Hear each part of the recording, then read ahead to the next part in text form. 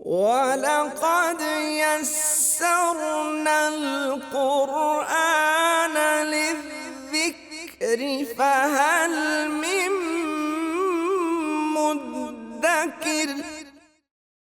فَأُلْقِيَ السَّحَرَةُ سَاجِدِينَ، جادوگر سجدے میں گر گئے۔ یہ جو فَأُلْقِیَ ہے لفظی طور پر یہ مجہول ہے۔ فَأُلْقِیَ کا مطلب یہ ہے گرا دیے گئے۔ فَأُلْقِیَ گرا دیے گئے۔ ترجمہ ہم کر دیتے ہیں محاوراتی طور پر کہ سجدے میں گر گئے۔ ٹھیک ہے، یہ ترجمہ بھی اکثر مفسرین نے یہی ترجمہ کیا کہ سجدے میں گر گئے۔ ظاہر ہے کوئی سجدے میں گرتا ہے تو کوئی دھکا تھوڑی دیتا ہے اس کو۔ گرا دیے گئے تو ہم تب کہیں گے جب کوئی دھکا دے، اس کو دھکا تو نہیں دیتا کوئی۔ سجدہ تو وہ خود ہی کرتا ہے، لیکن کوئی گراتا ہے اس کو، اور وہ کیا گراتا ہے؟ کون اس کو سجدہ کرنے پر مجبور کرتا ہے؟ اس کا اندر کا ایمان اس کو اللہ کے سامنے سجدہ کرنے پر مجبور کرتا ہے۔ جس کے اندر ایمان ہوتا ہے وہ اس کو سجدہ کروا لیتا ہے، اور جس کے اندر ایمان نہیں ہوتا وہ اس سے سجدہ نہیں کرواتا۔ نمازیں نہ پڑھنے والے بڑے خوش ہوتے ہیں کہ ہم تو اپنے کام نپٹا رہے ہیں، مولوی مسجدوں میں نمازیں پڑھ رہے ہیں۔ تمہارے اندر کوئی ہے کوئی چیز سجدے میں گرانے والی تو تمہیں لے کے جائے نا مسجد میں۔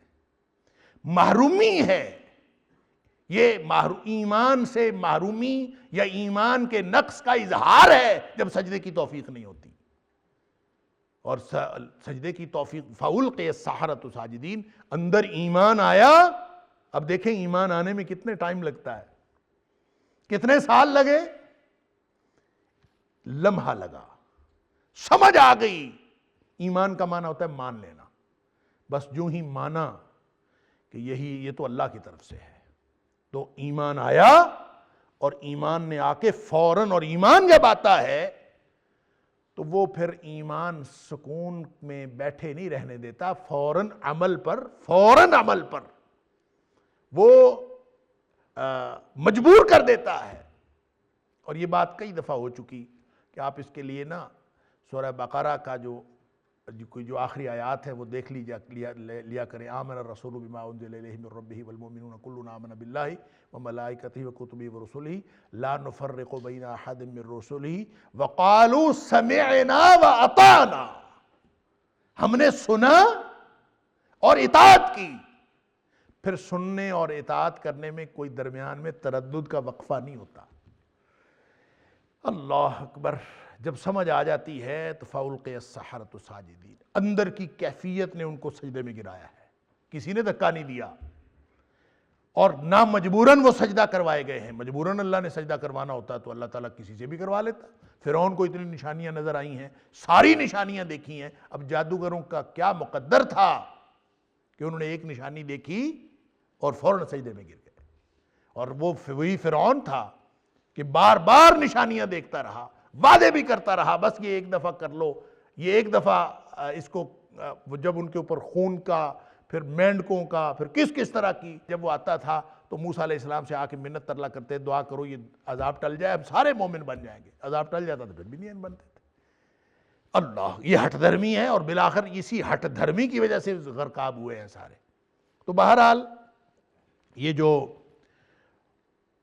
فَأُلْقِيَ السَّحَرَةُ سَاجِدِينَ، سجدے میں کوئی گراتا ہے، سجدے میں لے کے جانے والی کوئی توفیق ہے، کوئی ایمان ہے، فَأُلْقِيَ السَّحَرَةُ سَاجِدِينَ، اس نے ان کو سجدے پر مجبور کیا ہے، سجدے میں گرایا ہے۔ گویا سجدے میں گر گئے۔ قَالُوا آمَنَّا بِرَبِّ الْعَالَمِينَ، انہوں نے کہا ہم رب العالمین پر ایمان لائے، رب موسیٰ و ہارون، اور وہ جو رب موسیٰ اور ہارون کا ہے اس رب العالمین پر۔ اس لیے کہ اگر یہ رب موسیٰ و ہارون نہ کہتے، صرف کہتے آمنا برب العالمین، وہ بدبخت پہلے ہی اپنے آپ کو ربکم العالی کہتا تھا، تو اتنی بات پہ اگر اکتفا کرتے جادوگر کہ آمنا برب العالمین، کہ ہم رب العالمین پر ایمان لائے ہیں، تو اس نے بکواس کرنی تھی، اور اس کے بکواس کرنے کا واضح امکان تھا۔ وہ کہتا تھا یہ میرے اوپر ایمان لائے، وہ یہ کہہ دیتا، لیکن انہوں نے فوراً وضاحت کرنا ضروری سمجھی، اور ہر جگہ پہ قرآن نے یہی کہا ہے۔ انہوں نے کہا آمنا برب العالمین، رب موسیٰ و ہارون، وہ رب العالمین جس کا تعارف موسیٰ علیہ السلام اور ہارون علیہ السلام نے کروایا ہے، جو ان دونوں انبیاء کرام کا رب ہے، ہم اس رب پر ایمان لائے، وہ رب العالمین۔ کیونکہ انہوں نے آ کے یہی کہا تھا نا، گفتگو کا آغاز کہاں سے ہوا تھا کہ انا رسول رب العالمین، ہم رب العالمین کے بھیجے ہوئے ہیں، یہاں سے بات کا آغاز ہوا تھا۔ لہٰذا وہ کہتے ہیں ہم اس رب پر جو موسیٰ علیہ السلام اور ہارون علیہ السلام کا رب ہے، اس پر ہم ایمان لائیں۔ اب یہ اس کو سمجھ نہیں آئی کہ کیا کہے۔ قال آمنتم لہ قبل ان آذن لکم، اس نے کہا کہ مجھے لگتا ہے کہ تم ایمان لے آئے ہو قبل ان آذن لکم۔ اب یہ جو جملہ ہے اس کو آپ پہلے سمجھ لیجئے کہ اکثر مفسرین نے نہیں بلکہ تقریباً تمام مفسرین جو اس کا ترجمہ کیا ہے نا، وہ یہ کیا ہے کہ قال، فرعون نے کہا، آمنتم، تم ایمان لے آئے ہو، لہو، اس کے اوپر، قبل ان آذن لکم، قبل اس کے کہ میں تم کو اجازت دوں، یعنی میں نے تمہیں ابھی اجازت نہیں دی اور میری اجازت کے بغیر تم ایمان لے آئے۔ یہ تقریباً تمام مفسرین نے یہی ترجمہ کیا، اور ظاہر ہے کہ جب یہ ترجمہ چلا آ رہا ہے متقدمین کے ہاں بھی اور متاخرین کے ہاں بھی، تو یہی ترجمہ درست ہوگا اور اس کو یہی سمجھنا چاہیے۔ لیکن ایک دوسرا جو امکان ہے ترجمے کا، اور جو یہاں جب بھی جہاں کہیں بھی موسیٰ علیہ السلام کا اور فرعون کا یہ جو قصہ اللہ کریم نے جہاں کہیں بھی تذکرہ کیا ہے، اور جہاں بھی یہ لفظ آیا ہے قبل ان آذن لکم، سورہ اعراف میں بھی آیا ہے، یہاں بھی آیا ہے کہ تم ایمان لے آئے ہو، یا سورہ طٰہٰ میں بھی ذکر ہوا ہے، تو تم ایمان لے آئے ہو میرے اجازت کے بغیر۔ تو ایک تو بات قابل فہم ہے کہ جو فرعون ہوتے ہیں یا وقت کے جو بادشاہ ہوتے ہیں، ان کا وتیرہ یہی ہوتا ہے کہ وہ سمجھتے ہیں کہ ان کے درباریوں کو اور ان کی رعایا کو ہر وہ کام کرنا چاہیے جس کی وہ اجازت دے۔ تو قبل ان آذن لکم کا معنی یہ ہوگا کہ میں نے تو اجازت دی نہیں تمہیں، تو تمہیں جرت کیسے ہوئی کہ تم ایمان لے آئے؟ اصل میں یہ بات کہ تمہیں جرت کیسے ہوئی کہ تم میری اجازت کے بغیر ایمان لے آئے، یہ کہا انہوں نے، اس لیے یہ ترجمہ ٹھیک ہے۔ لیکن ایک ترجمہ جب آپ لفظی طور پر آذن کو دیکھتے ہیں تو آذن یوذن، ایذان کا معنی ہوتا ہے، آپ عربی یعنی لغت کے اندر دیکھیں تو اس کا معنی ہوتا ہے نادا و اعلم، آذن ای نادا و اعلم بھی، اعلمہ بھی، اس کا مطلب یہ ہوتا ہے کہ آپ نے آواز دی یا آپ نے اس کو خبر دی، اس کو بتایا، اعلمہ بھی، اس کو بتایا۔ تو قبل ان آذن لکم کو اگر آپ ان معنوں میں دیکھیں گے، لغوی اعتبار سے جو آذن کا معنی ہے، آذن کا معنی اجازت دینا بھی ہے، اور آذن کا معنی یعنی یہ اذن سے ہے، اور ایذان کا معنی صرف اجازت دینا نہیں، اطلاع دینا بھی ہوتا ہے، اطلاع دینا، اور تم میری اطلاع دینے سے قبل تم ایمان لے آئے ہو۔ تو اس کا دوسرا ترجمہ اور دوسرا مفہوم یہ ہوگا کہ وہ گویا ان پر شک کا اظہار یہ کر رہا ہے، بلکہ یہ بتا رہا ہے ان کو کہ حقیقت میں یہ ہوا ہے کہ جب میں نے تمہیں اطلاع دی ہے، جب ہرکارے بھیجے ہیں، جب گاؤں گاؤں جا کے شہر شہر جا کے لوگ جادوگروں کو اکٹھا کر کے لا رہے تھے، تو تمہیں جب اطلاع دی گئی کہ مقابلے کے لیے آنا ہے، تو جب ندا دی گئی، جب بلایا گیا، تو تم اصل میں اس سے پہلے ہی اس پر ایمان لا چکے تھے۔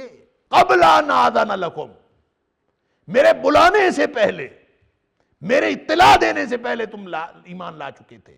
آمنتم، اب ذرا سمجھیے اس کو، ایک تو وہ ترجمہ اور وہ مفہوم جو مفسرین لکھا ہے وہ بالکل درست ہے کہ تمہاری جرت کیسے ہوئی کہ میری اجازت کے بغیر تم نے کر لی، یہ بالکل ٹھیک ہے۔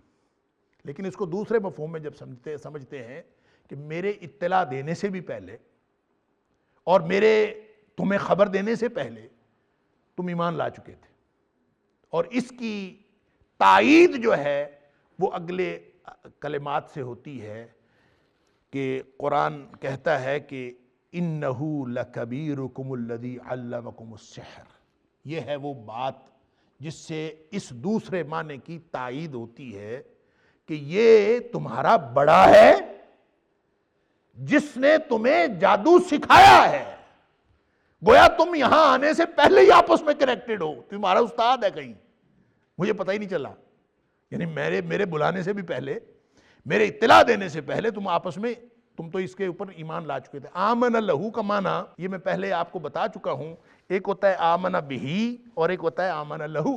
آمن دونوں طرح استعمال ہوتا ہے، قرآن میں بھی دونوں طرح استعمال ہوا ہے۔ آمن بہی کا مطلب ہوتا ہے یقین کرنا، اور آمن لہو کا مطلب ہوتا ہے یقین کے ساتھ اطاعت بھی کرنا۔ تو یہاں آمن لہو استعمال ہوا ہے کہ تم اس پر ایمان لا چکے ہو، آمنتم لہو، کہ تم پہلے اس کے اطاعت گزار ہو، میرے بلانے سے بھی پہلے۔ کیوں؟ انکم لکبیرکم الذی علمکم السحر، اس لیے یہ سارا کا سارا اس نے اپنی پرسیپشن کا اظہار کیا ہے۔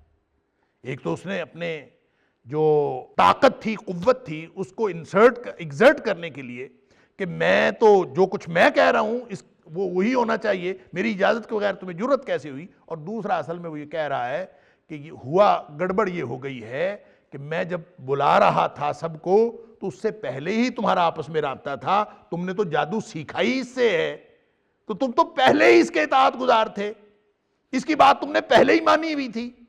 تو اب یہ کہنا کہ آمنا، کہ ہم ایمان لے آئے ہیں، اب دیکھیں نا، سمجھیں، جو جادوگروں نے ایمان کا اعلان کیا ہے انہوں نے یہ کہا ہے آمنا برب العالمین۔ غور کریں ذرا الفاظ پر، آمنا برب العالمین، ہم نے یقین کر لیا، ہم ایمان لے آئے ہیں رب العالمین پر۔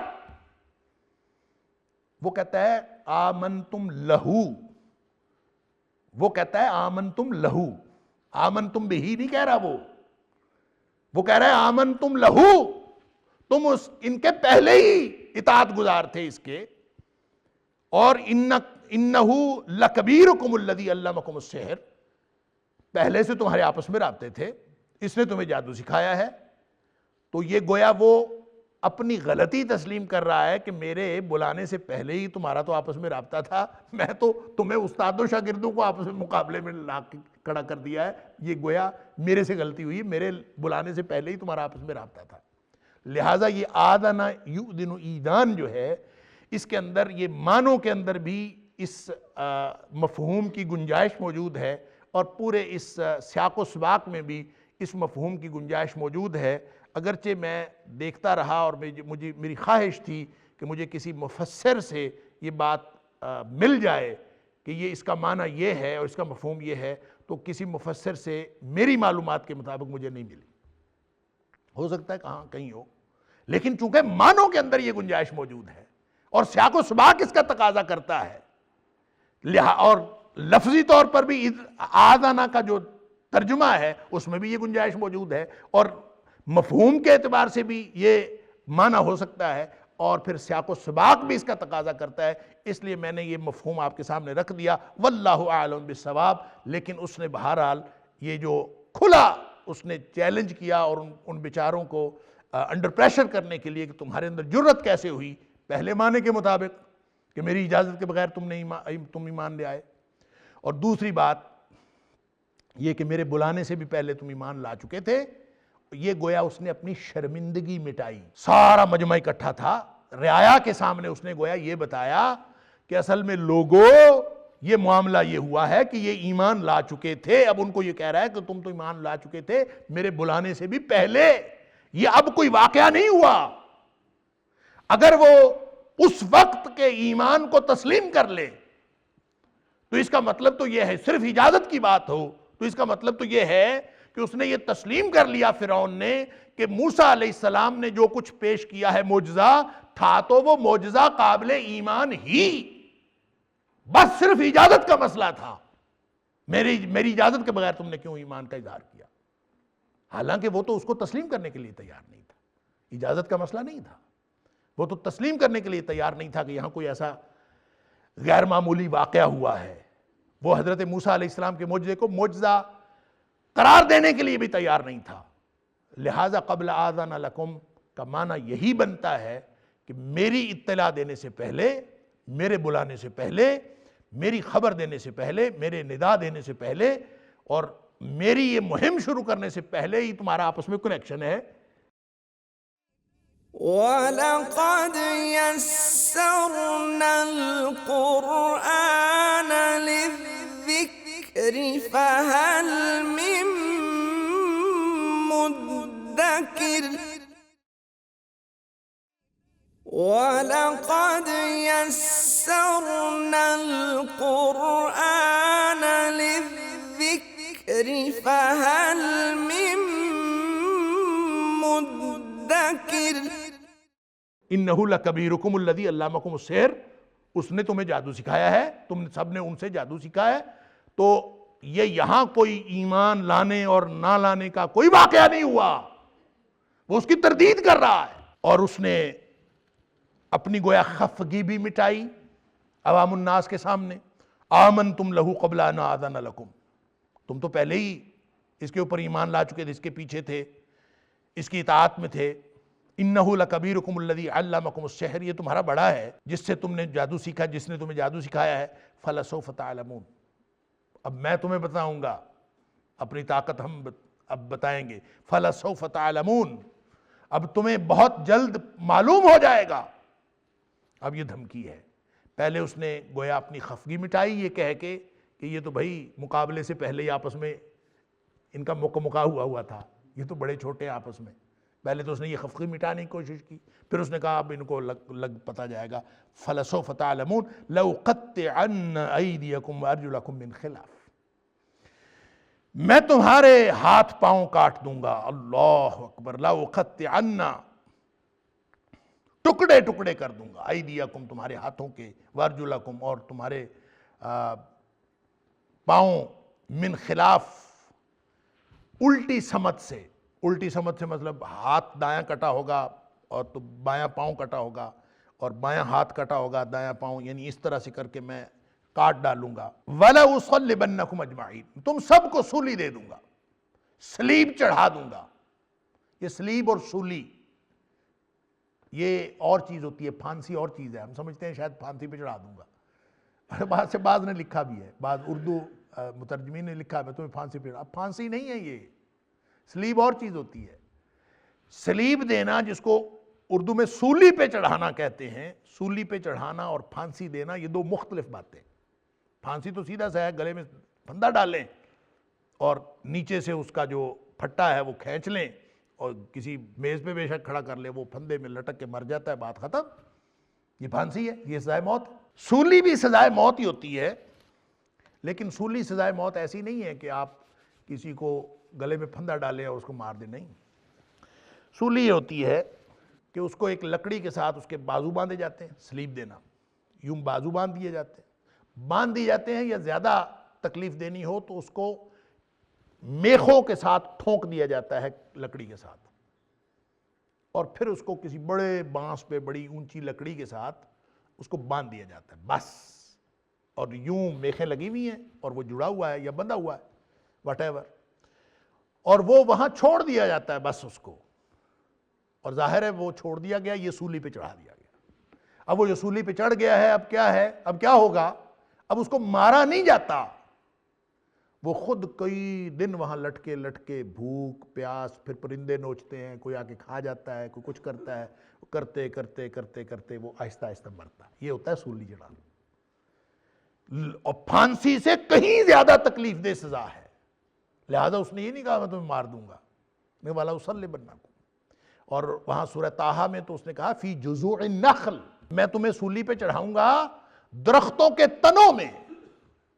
اور درختوں کے تنوں پہ سولی پہ چڑھانے کا مقصد یہ ہوتا ہے کہ وہاں پہ جو حشرات الارض ہیں اور جو پرندے وغیرہ ہیں ان کے کاٹ کھانے کے امکانات زیادہ ہوتے ہیں، اور وہاں پہ سولی پہ چڑھا دوں گا، بس چڑھے رہو گے وہاں پہ، اور آہستہ آہستہ۔ یہ پھانسی والا تو ایک دم مر جاتا ہے، اور یہ جو سولی پہ چڑھا ہوا بندہ ہے وہ ہو سکتا ہے کئی ہفتے لگ جائیں اس کو مرنے میں، اور وہ اتنی دیر، وہ اتنی تکلیف دہ سزا ہے، اللہ تعالیٰ معاف فرمائے۔ تو اس نے یہ دھمکی دی والا اصلبنکم اجمعین، سب کو اکٹھے میں سولی پہ چڑھا دوں گا، طاقت تو تھی اس کے پاس، میں کر دوں گا، یعنی میں ہاتھ پاؤں بھی کاٹوں گا، ہاتھ پاؤں کاٹنے کے بعد میں تمہیں سولی پہ چڑھا دوں گا۔ اللہ اکبر، اللہ اکبر۔ اب ایمان اور بے ایمانی کا یہی فرق ہے کہ جب ایمان نہیں تھا تو بارگیننگ ہو رہی تھی اس کے ساتھ، اب ایمان آ گیا ہے تو چند لمحے پہلے بارگیننگ ہو رہی تھی، اب چند لمحے بعد وہ دھمکیاں لگا رہا ہے، وہی جس سے بارگیننگ ہو رہی تھی وہ دھمکیاں لگا رہا ہے۔ تو یہ پتہ کیا کہتے ہیں؟ قالوا لا ضیر، کوئی نقصان نہیں، تو سولی پہ بھی چڑھا دے گا تو گھاٹے کا سودا نہیں ہے، ہم نے فائدے کا سودا کر لیا۔ اللہ اکبر، قالوا لا ضیر، کوئی نقصان نہیں۔ کیوں نقصان نہیں ہے؟ اس لیے نہیں کہ انا الی ربنا منقلبون، ہم اپنے رب کی طرف لوٹ کر جانے والے ہیں۔ تو رب کی طرف جانا ہے، اچھا ہے پہلے چلے جائیں گے، اچھا ہے رب کے ساتھ ملاقات ہو جائے گی، اور کیا چاہیے؟ یعنی یہی بات جب سورہ طٰہٰ میں کہی ہے تو اس سے بھی زیادہ مؤثر انداز میں، سبحان اللہ، یہی بھی کیا خوب اور دلکش انداز ہے یہاں پہ ایمان کے اظہار کا۔ قالوا لا ضیر، وہ دھمکیاں دے دے کے کھپا پڑا فرعون، یہ کہتے ہیں مسئلہ ہی کوئی نہیں، تو کاٹے دا سودا ہی کوئی نہیں، تو مار دے گا کیا ہوگا؟ کوئی نقصان نہیں۔ ہم اگر ہاتھ پاؤں کٹوا لیں گے، سولی پہ چڑھ جائیں گے، مر جائیں گے، کوئی گھاٹے کا سودا نہیں ہے دنیا میں کوئی شخص جو یہ سمجھے اور یہ اعلان کرے کہ پھر بھی گھاٹے کا سودا نہیں ہے؟ لا ضیر، کوئی نقصان نہیں، انا الی ربنا منقلبون، ہم اپنے رب کے طرف لوٹ کر جانے والے۔ جب اللہ بلا لے گا تو ہم چلے جائیں گے، اللہ کے پاس چلے جائیں گے، اچھا ہے ہماری اللہ سے ملاقات ہو جائے گی۔ اللہ اکبر۔ اور سورہ طٰہٰ میں کہا لن نؤثرک، قالوا لن نؤثرک علی ما جاءنا من البینات والذی فطرنا، اللہ اکبر۔ اس نے کہا تیری دھمکیاں اب ہمارے اوپر کوئی اثر نہیں کرتی، تو جتنی مرضی دھمکیاں لگا لے، جو نشانیاں ہم دیکھ چکے ہیں نا، اس کے بعد تیری دھمکی کی کوئی حیثیت ہی نہیں، اور ہم اس کو ترجیح نہیں دے سکتے، ہم اس کو کوئی اس کا اثر نہیں لے سکتے ان نشانیوں کے مقابلے میں جو ہم دیکھ چکے ہیں، والذی فطرنا، اور اس ذات کے مقابلے میں جس نے ہمیں پیدا کیا، لہذا ہم تمہیں کوئی ترجیح نہیں دے سکتے۔ تو رہ گئی بات کہ تیری دھمکیاں، تو سورہ طٰہٰ میں وہ کہتے ہیں فَقْضِ مَا أَنْتَ قَاضٍ، جو تجھ سے ہوتا ہے کر لے۔ اللہ، فَقْضِ مَا أَنْتَ قَاضٍ، جو تو کرنے والا ہے کر کے دکھا۔ تو زیادہ سے زیادہ فیصلہ کر سکتا ہے تو ہماری اس دنیا کی زندگی کا فیصلہ کرے گا نا، تو ہمیں مار دے گا تو اچھا ہے، انا الی ربنا منقلبون، ہم اپنے رب کے ساتھ جا ملیں گے۔ اندازہ کیجئے کیا ایمان کی کیفیت، کیا سرشاری، کیا ان کو اس وقت ایمان کی لذت نصیب ہوئی ہوگی کہ انہوں نے اتنے بڑے وقت کے فرعون کو انہوں نے للکارا اور نے کہا کہ تیرے سے جو ہوتا ہے کر لے، ہم نے پھر بھی گھاٹے کا سودا نہیں کیا، لا ضیر، کوئی نقصان نہیں، انا الی ربنا منقلبون، ہم رب کی طرف لوٹ کر جانے والے، انا نطمع ان یغفر لنا ربنا خطایانا، ہمارا طمع اور لالچ اب بدل گیا ہے، پہلے ہم تجھ سے انعام مانگ رہے تھے، تب ہمارا طمع اور لالچ انعام تھا، بدلہ تھا، اور تیرے قرب میں نشست ہمارا لالچ تھا، ہماری امید تھی، اب ہمارا بدل گیا، انا نطمع ان یغفر لنا ربنا خطایانا، اب ہمارا لالچ اور طمع یہ ہے کہ ہمارا رب ہماری خطائیں معاف کر، ان یغفر لنا ربنا خطایانا، اب ہماری اس کے علاوہ اور کوئی طمع لالچ نہیں ہے کہ ہمارا رب ہماری خطائیں معاف کر دے، ان کننا اول المؤمنین، اور ہم سب سے پہلے مومن ایمان لانے والوں میں سے بن جائیں۔ اب تو ہمارا طمع بس یہ ہے کہ رب ہماری پچھلی خطائیں معاف کرے اور ہم ایمان لانے والے، اولین ایمان لانے والوں میں سے بن جائیں۔ اللہ اکبر۔ وَأَوْحَيْنَا إِلَى مُوسَىٰ أَنْ أَسْرِ بِعِبَادِي إِنَّكُمْ مُتَّبَعُونَ، اور ہم نے موسیٰ علیہ السلام کی طرف وحی کی، ان اسر بعبادی، کہ تو لے چل میرے بندوں کو، انکم متبعون، بے شک تم پیچھا کیے جاؤ گے، تمہارا پیچھا کیا جائے گا، لے کے رات کو نکل جاؤ۔ یہ حضرت موسیٰ علیہ السلام کو یہ وحی آئی۔ اب ظاہر ہے کہ یہ جو سلسلہ کلام ہے یہاں پہ، اس سے یوں لگتا ہے کہ ادھر مقابلہ ختم ہوا ہے جادوگروں کے ساتھ، اور جادوگر جو ہے وہ مومن بن گئے ہیں، ان کے ساتھ، ان بیچاروں کے ساتھ کیا کیا ہے یہ قرآن تو خاموش ہے، کسی جگہ بھی ذکر نہیں کیا گیا کہ ان جادوگروں کے ساتھ جو ایمان لے آئے تھے ان کے ساتھ کیا معاملہ ہوا۔ لیکن اکثر مفسرین کا خیال یہ ہے جنہوں نے اسرائیلی روایات کے ذریعے سے یہ تاریخ نقل کی ہے اور تاریخی یہ روایات کے نتیجے میں وہ اس نتیجے پہ پہنچے ہیں کہ ان بیچاروں کو اس نے سب کو شہید کر دیا تھا، سب مار دیے گئے تھے۔ اور وہ اس کے اوپر مفسرین نے بڑے خوبصورت جملے بھی لکھے ہیں۔ وہ کہتے ہیں اندازہ کیجئے ان کے مقدر، ان کی قسمت کہ صبح وہ بے ایمان تھے اور کافر تھے، اور اگلے پہر جو ہے وہ شہداء کی حیثیت سے اپنی جان جو ہے وہ جان آفرین کے سپرد کر چکے تھے۔ اللہ تعالیٰ نے ان کے کیا مقدر لکھے تھے، آئے تھے تو کافر تھے، اور جب ان کو موت کے گھاٹ اتارا گیا تو وہ مومن تھے اور وہ شہداء قرار دیے گئے۔ تو یہ اللہ تعالیٰ ہم سب کا حسن خاتمہ فرمائے، حسن خاتمہ کی بہترین مثالوں میں سے ایک مثال۔ تو واللہ عالم، قرآن اس کے بارے میں خاموش ہے، وہ بچ گئے یا وہ شہید کر دیے گئے، جو بھی ان کے ساتھ ہوا معاملہ۔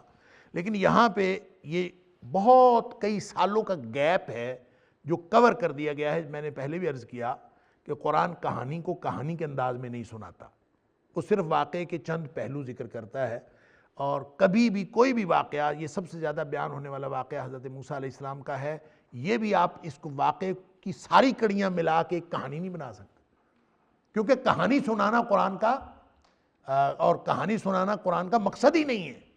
یہ تو صرف ہدایت کی کتاب ہے اور نصیحت کے لیے کوئی واقعہ جو ہے اس کے کچھ پہلو ذکر کرتا ہے۔ تو یہاں بھی ایک گیپ ہے تاریخی اعتبار سے، اور یہ کئی سالوں کا گیپ ہے، اور یہاں پہ کور کر دیا کہ وَأُوحَيْنَا إِلَىٰ مُوسَىٰ نَسْرِ بِعِبَادِي إِنَّكُمْ مُتَّبَعُونَ، کہ اے موسیٰ علیہ السلام اپنے بندوں کو لے کے نکل، ہم نے وحی کر دی، موسیٰ علیہ السلام اپنے بندوں کو نکل گئے۔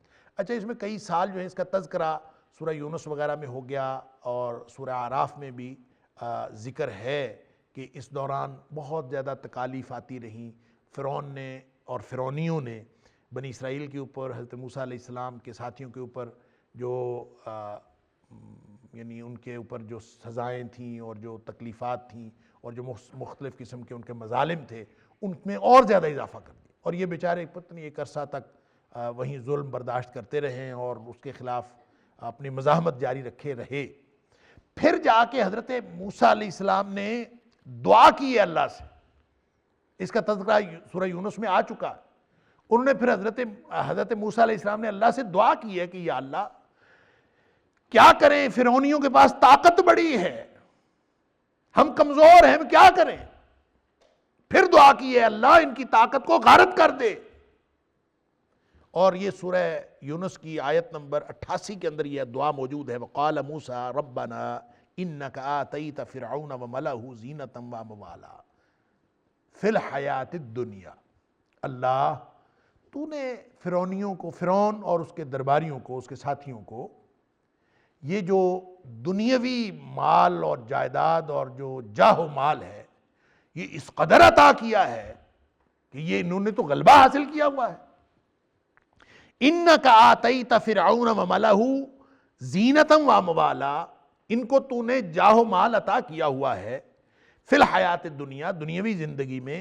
ربنا لیضلوا عن سبیلک، اللہ سالوں سے یہ ہم اہل ایمان کے اوپر یہ مظالم ڈھا رہے ہیں، تو یا اللہ یہ سارا ان کا جاہ و مال، ان کا اقتدار، ان کا مال یہ صرف ہو رہا ہے لوگوں کو سیدھے رستے سے ہٹانے پر۔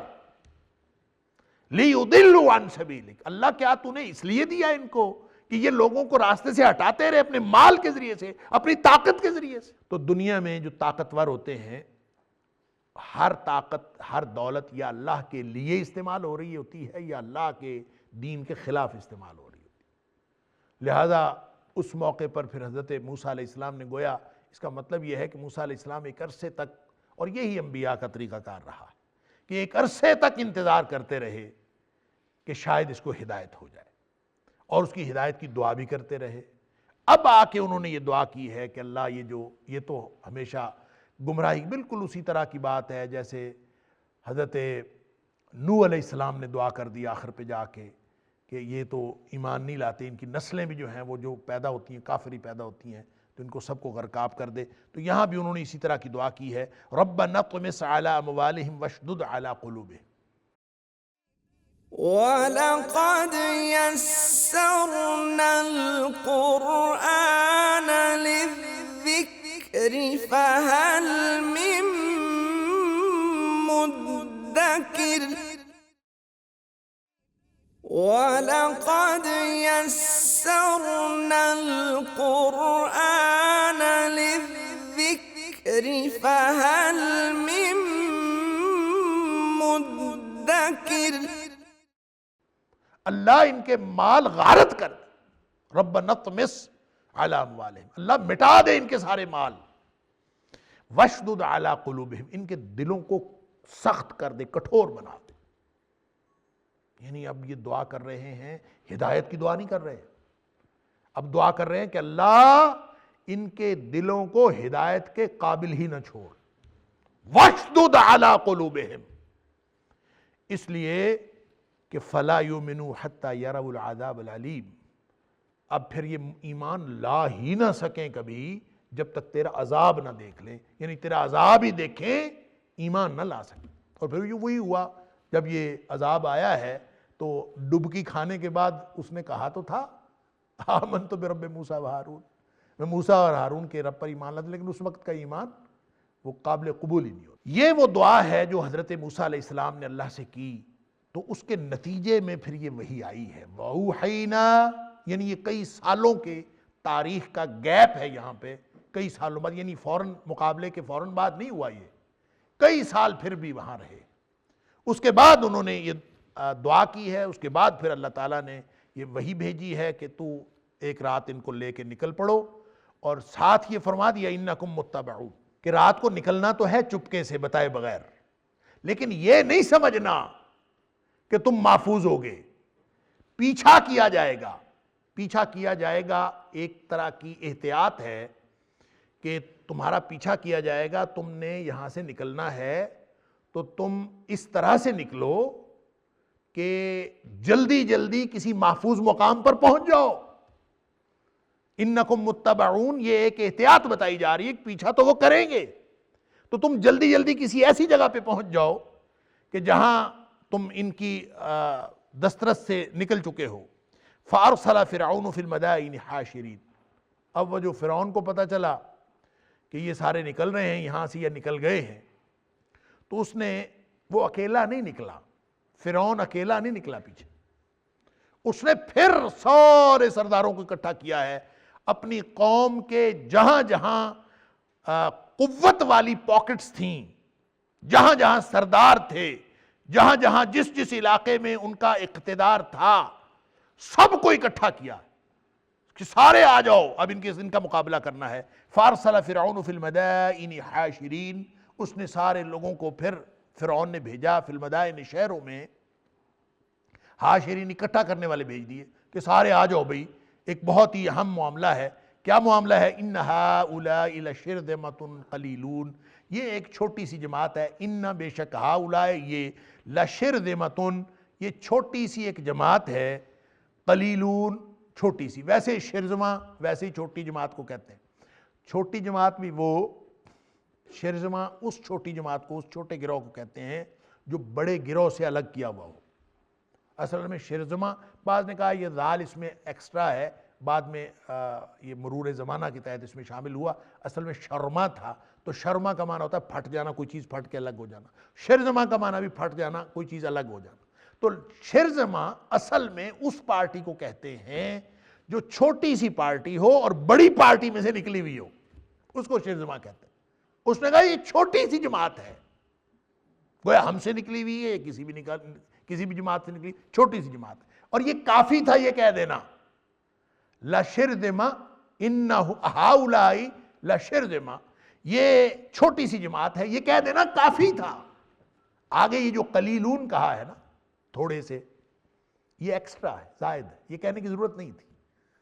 شرذمہ ہوتا ہی چھوٹا ہے، وہ ہوتی ہی چھوٹی سی جماعت، لیکن یہ قلیلون کیوں کہا؟ یہ اس لیے کہا زور دینے کے لیے کہ ان کی کوئی حیثیت نہیں ہے۔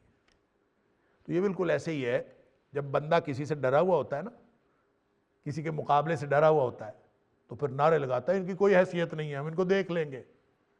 یہ اور نہیں تو ہماری سیاسی پارٹیوں کے یہ نعرے دیکھ لیا کریں ایک دوسرے کے خلاف. وہ جس سے زیادہ ڈرے ہوتے ہیں کہتے ہیں ان کی کوئی حیثیت نہیں ہے، ہم ان کو دیکھ لیں گے. تو اس نے بھی یہی کہا ان ہؤلاء لشرذمۃ قلیلون، یہ چھوٹے سی جماعت ہے، تھوڑے سے ہیں، تو ہم سب اکٹھے ہو کے ان کو گویا تیا پانچا کر دیں گے، سارے اکٹھے ہو جاؤ. گویا اس نے ان کو تھوڑا کہہ کے اپنی قوت اور عظمت کا اظہار کیا ہے کہ کوئی حیثیت نہیں ان کی. اور وہ یہ بیان بتاتا ہے ایک طرف تو تم اکٹھے کر رہے ہو ساری دنیا سے لوگوں کو، فارسلہ فرعون فی المدائن حاشرین، ایک تو اکٹھا کرنے کے لیے ساری دنیا کی قوت اکٹھی کر رہے ہو، تو جب یہ ہے ہی چھوٹی سی جماعت اور تھوڑے سے تو تمہیں اکٹھا کرنے کی کیا ضرورت ہے؟ جب اکٹھا کر رہے ہو تو اس کا مطلب یہ ہے کہ تمہیں ان سے خطرہ ہے اور تم سمجھتے ہو کہ یہ قوت ہے. اور جب تم یہ ادھر فوج اکٹھی کر رہے ہو اور ادھر سے کہہ رہے ہو کہ مجھے ان سے کوئی خطرہ نہیں ہے، تو اس کا مطلب ہے اندر سے ڈرے ہوئے ہو. یہ اندر کا ڈر تھا جو یہ بتا رہا ہے ان ہؤلاء لشرذمۃ قلیلون، یہ چھوٹی سی جماعت ہے، تھوڑے سے لوگ ہیں، کوئی حیثیت نہیں، ہم تو ایسا وانہم لنا لغائظون. مسئلہ صرف یہ ہے کہ روز یہ فساد پھیلاتے ہیں اور ہمیں غصہ دلاتے ہیں. وانہم، اور یہ ہے تو تھوڑے سے لوگ، لنا، ہمیں لغائظون، ہمیں غیظ و غضب میں مبتلا کرتے ہیں، ہمیں غصہ دلاتے ہیں. جیسے آدمی کہتا ہے نا تھوڑے سے لوگ ہیں، فسادی ہیں اور زمین میں فساد پھیلاتے پھر رہے ہیں، اور ہم ان سے اب نبٹنا چاہتے ہیں، حتمی ان کے ساتھ ہم ان کا قلع کامہ کرنا چاہتے ہیں. گویا وہ یہ کہہ رہا تھا. اب یہ بالکل وہی بات ہے جو قرآن نے سورہ بقرہ میں ابتدا میں کہا تھا کہ یہ ہیں خود فسادی، الا انہم ہم المفسدون، ہوتے ہیں خود فسادی اور کہتے دوسروں کو فسادی. تو یہی انہوں نے فرعونیوں نے کہا کہ یہ سارے فسادی ہیں. اللہ تعالیٰ معاف فرمائے. اور ہمیں غصہ دلاتے ہیں وَإِنَّا لَجَمِيعٌ حَاذِرُونَ. پھر وہ کہتا ہے کہ ہم ایک تو سارے اکٹھے ہیں، یعنی ساری پارٹیاں اکٹھے ہیں، ہم سارے علاقوں کے سردار، ساری قوت سب میں اکٹھے، لجمیعٌ. اور دوسری بات حاضرون، حاضر کا معنی ہوتا ہے خطرے سے چوکنا ہونا.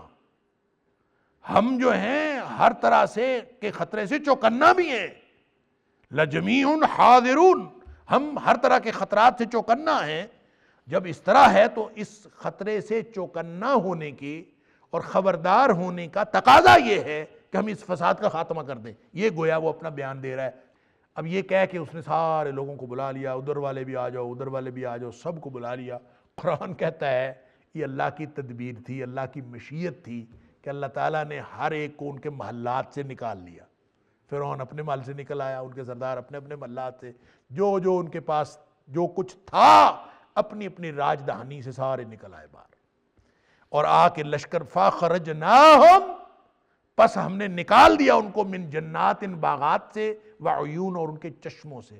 جو باغات اور چشمے جو انہوں نے اپنی اپنی جنتیں بنا رکھی تھیں، اپنے اپنے باغات اور چشمے ہر محلات تھے اس میں سے سب نکل آئے. وَقُنُوزٍ، اور اپنے خزانوں سے بھی باہر نکل آئے. وَمَقَامٍ کریم، اور جو بڑی شاندار رہائشیں انہوں نے اپنے شاندار محلات بنائے ہوئے تھے ان سب سے اللہ تعالیٰ نے ان کو نکال لیا. اب اندازہ کیجئے وہ اپنی طرف سے غصہ کر رہے ہیں کہ ہمیں غصہ ہے اور ہم ان کو مزہ چکھانا چاہتے ہیں، اور اصل میں کیا ہو رہا ہے؟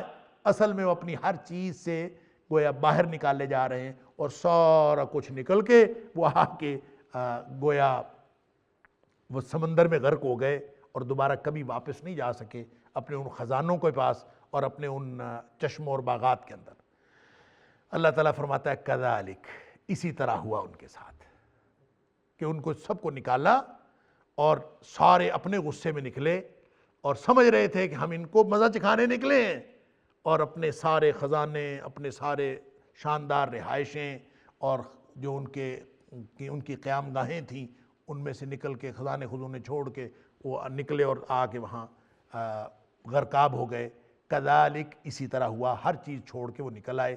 وَأَوْرَثْنَاهَا بَنِي اسرائیل، اور اس کا وارث ہم نے بنا دیا بنی اسرائیل کو، وارث ہم نے بنا دیا بنی اسرائیل کو.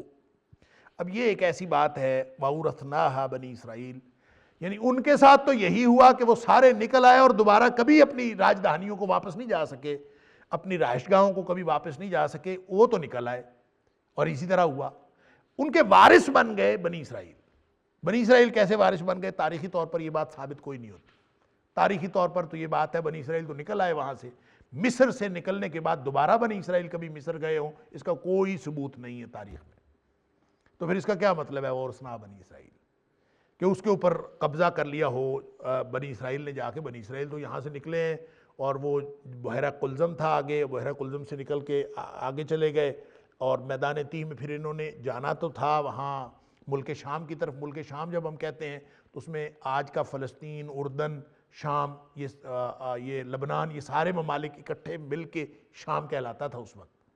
تو جانا تو انہوں نے فلسطین، اور یہ وہاں عمالقہ کی حکومت ہونے کی وجہ سے یہ ڈر گئے اور انہوں نے جہاد نہیں کیا۔ جب جہاد نہیں کیا تو اللہ، یہ سب کچھ پڑھ آئے ہیں، تو جہاد نہیں کیا تو ان کو مؤخر کر دیا گیا، اور 40 سال یہ میدان تیہ کے اندر سرگرداں پھرتے رہے، دھکے کھاتے پھرتے رہے۔ 40 سال بعد جا کے حضرت یوشع بن نون جو ہیں علیہ السلام، ان کے قیادت میں پھر انہوں نے جا کے جو ہے وہ فتح کیا، اور لیکن فتح بھی شام کی طرف گئے ہیں۔ ان کو خزانے حاصل ہوئے ہیں، ان کو حکومت حاصل ہوئی ہے، لیکن وہ شام میں حاصل ہوئی ہے، ادھر نہیں حاصل ہوئی، واپس مصر نہیں آئے۔ لہٰذا پھر اس کا کیا مطلب ہے وَأَوْرَثْنَا بنی اسرائیل، اورثناہا بنی اسرائیل؟ اس کا ایک معنی تو یہ ہے کہ وہ لوگ اپنے خزانے اور حکومتیں چھوڑ کے جا کے سمندروں میں غرق ہو گئے، اور اللہ کریم نے اسی طرح کے خزانے اور حکومتیں بنی اسرائیل کو عطا فرما دیے، لیکن وہ مصر میں نہیں عطا فرمائے، وہ وہاں عطا فرمائے شام میں جا کے۔ لہٰذا یہاں سے یہ کوئی ایسی بات بھی نہیں کہی کہ وہ مصر میں ہی دوبارہ آئے ہوں، لیکن ایک یعنی اس کا معنی تو یہ ہے کہ اسی طرح کی بادشاہت عطا تو فرمائی اللہ کریم نے بنی اسرائیل کو، لیکن وہ وہاں عطا فرمائی، مصر میں نہیں۔ دوسرا اس کا معنی یہ ہے، دوسرا اس کا مفہوم یہ ہو سکتا ہے کہ حضرت موسیٰ علیہ السلام جو بنی اسرائیل کو لے کے نکلے تھے تو اور اس کے مقابلے میں فرعون نے سارے قبطیوں کو اکٹھا کیا تھا، تو قبطی سارے اکٹھے ہو کے آئے تھے، وہ تمام کے تمام آئے تھے اور غرقاب ہو گئے، اور ان کی جو قوم ہے فرعون کی، ان کی قوم کا ویسے ہی خاتمہ ہو گئے، ان کی نسل ختم ہو گئی۔ لیکن بنی اسرائیل سارے نہیں آئے تھے، وہ کچھ لوگ وہاں رہ گئے تھے۔ یہ کتنے لوگ تھے واللہ عالم کتنے تھے، یہ میں پہلے بھی عرض کر چکا ہوں کہ بائبل کے حوالے سے یا بنی اسرائیلی روایات کے حوالے سے یہ کہا جاتا ہے کہ بنی اسرائیل جب مصر سے نکلے تھے تو ان کی تعداد 6 لاکھ کے قریب تھی۔ بعض نے تو یہ لکھا ہے کہ بچوں اور عورتوں کے علاوہ 6 لاکھ تھے۔ اب یہ بڑی عجیب و غریب بات ہے۔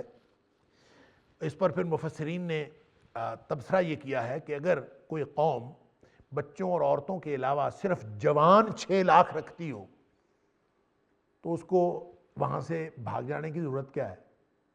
وہ تو اتنی بڑی قوت ہے کہ وہ تو ویسے فرعون کو اور وہاں کے لوگوں کو شکست دے دیتے۔ لہٰذا یہ درایتاً یہ اتنی بڑی تعداد جو ہے وہ سمجھ میں نہیں آتی، واللہ عالم، ہو سکتا ہے اتنی ہو کیونکہ اس تعداد کے بارے میں کچھ کہا نہیں گیا، کچھ بتایا نہیں گیا۔ لیکن ایک بات بہرحال کلیئر ہے کہ وہ جتنا بھی بڑا لشکر تھا، یعنی حضرت موسیٰ علیہ السلام کے ساتھ جتنے بھی لوگ تھے، فرعونیوں کے لشکر سے چھوٹے تھے، فرعونیوں کا لشکر بڑا تھا۔ یہ سارے لوگ مل کے یہ ان سے بڑا لشکر تیار کر کے آئے تھے، اور یہ ان کے مقابلہ کرنے کی کوئی رکھتے نہیں تھے ظاہری طور پر ہمت، اس لیے وہاں سے نکل آئے۔ اب جب وہ نکلے تھے تو وہ سارے کے سارے نکلے تھے، اور جو بنی اسرائیل نکلے تھے تو ان کے کچھ قبائل وہاں رہ گئے تھے۔ بنی اسرائیل سارے کے سارے نہیں نکلے، ان کے کچھ قبائل وہاں پہ رہ گئے تھے، اور انہی کی اگلی نسلوں نے مصر کے ان خزانوں کے اوپر قبضہ کیا۔ لہذا وَأَوْرَثْنَاهَا بنی اسرائیل سے مراد بنی اسرائیل تو ہیں، لیکن وہ وہی والے نہیں ہیں، وہ بعد والے بنی اسرائیل، ان کی نسلوں نے گویا ان کے اوپر قبضہ کیا ہے، تو وہ رہ گئے تھے وہاں تو بھی ٹھیک ہے، کیونکہ سورہ دخان کے اندر اللہ کریم نے یہی الفاظ استعمال فرمائے ہیں، كَذَلِكَ وَأَوْرَثْنَاهَا، وہاں بنی اسرائیل نہیں کہا، وہاں فرمایا وَأَوْرَثْنَاهَا قَوْمًا آخَرِينَ، کسی اور قوم نے ان کے اوپر قبضہ کیا۔ اچھا، اس کے وارث بنے، تو وہ وارث جو بنے، اور یہاں فرمایا بنی اسرائیل، تو اس کا مطلب ہے بنی اسرائیل بھی تھے اور وہ اور بھی تھے، اس کا مطلب ہے ان کی نسلیں تھیں، تو وہ وہاں رہ گئے تھے، یہ بھی ہو سکتا ہے، بعض مفسرین نے یہ لکھا ہے، اور صحیح بات جو مجھے سمجھ آتی ہے اور مفسرین نے بھی لکھا ہے اور میرے خیال میں وہی زیادہ درست محسوس ہوتی ہے کہ بنی اسرائیل دوبارہ مصر تو نہیں گئے، لیکن بنی اسرائیل کو جو بادشاہت اللہ تعالیٰ نے عطا کی ہے نا، وہ قرآن خود کہتا ہے کہ ایسی بادشاہت کبھی کسی کو عطا نہیں کی۔ تو جو کسی ایک جگہ پہ مثلا شام میں ان کو عطا ہوئی، حضرت سلیمان علیہ السلام کو جو بادشاہت مثال کے طور پر بنی اسرائیلی نبی ہیں، حضرت داود علیہ السلام کو، حضرت سلیمان علیہ السلام کو، اور سلیمان علیہ السلام کا جو ان کو ہوائیں اڑا لیتی تھی، ان کا تخت ہواؤں میں اڑتا تھا اور 1 مہینے کی مسافت طے کر لیتے تھے، تو کیا خیال ہے کہ جس بنی اسرائیل قوم کی نسل کو اتنی بڑی بادشاہت حاصل ہوئی ہو، مصر ان کے قبضے میں نہ ہو، یہ کیسے ممکن ہے؟